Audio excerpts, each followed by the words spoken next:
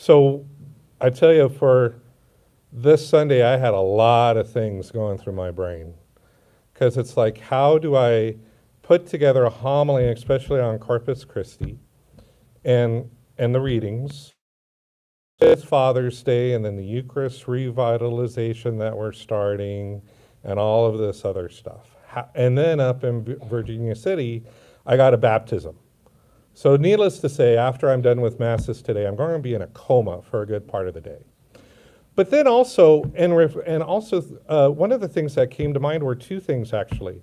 One was, as I mentioned this before, this year celebrating 10 years of priesthood, which is huge. I can't believe 10 years has gone by. And all of the changes. And then I also thought about Father's Day.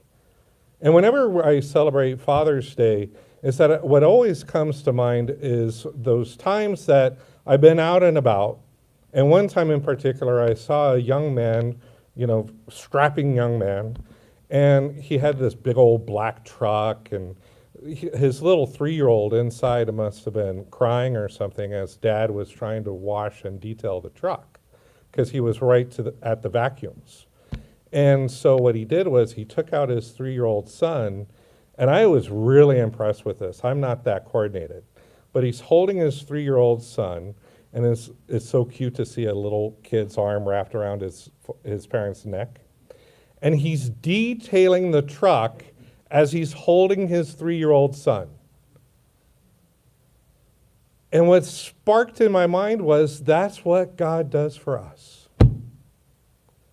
And then also wrapping in with this year was, I thought all of the changes personally and spiritually that I've experienced during these 10 years, because when I first started, especially when I did my internship, and I had to get up and do a meditation, that's seminarian code for homily.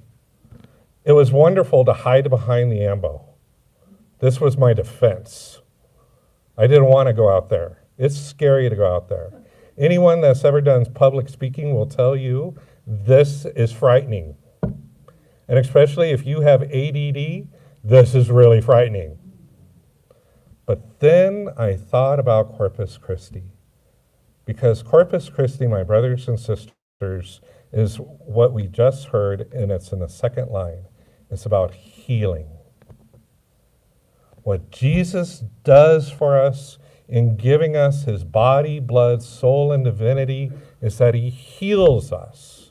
And in that healing, what he does is that he makes, in life, we all get behind our own ambo, don't we? Someplace where we feel safe. But what Jesus Christ does in the Eucharist is heal us so that we can come forward.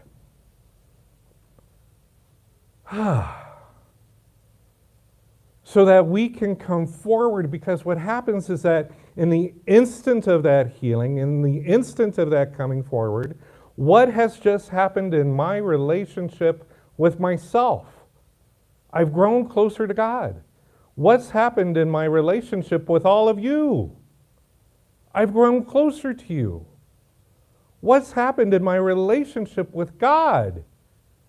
It's taken on a new dimension of trust and relying on him and not being stuck behind something, not being trapped, not being isolated, not being afraid. So what is it in our lives that is our ambo? What is it in our lives that we're stuck behind, that we're shielded, that we're protecting ourselves, that we're afraid to move out from?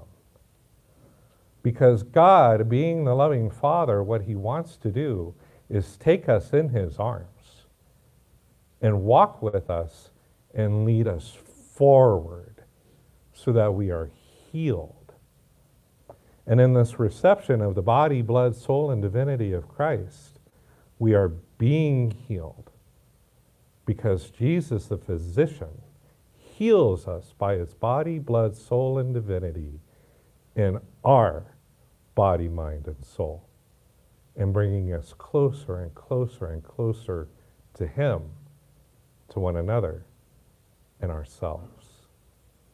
So as we continue with this beautiful Eucharistic celebration and go through another wonderful day and a beautiful week, let's celebrate Christ, the healer, who gives us his body, blood, soul, and divinity, that touches us in our minds and hearts and souls, brings us out from whatever is we're sheltering with, and always closer to, with, and in himself.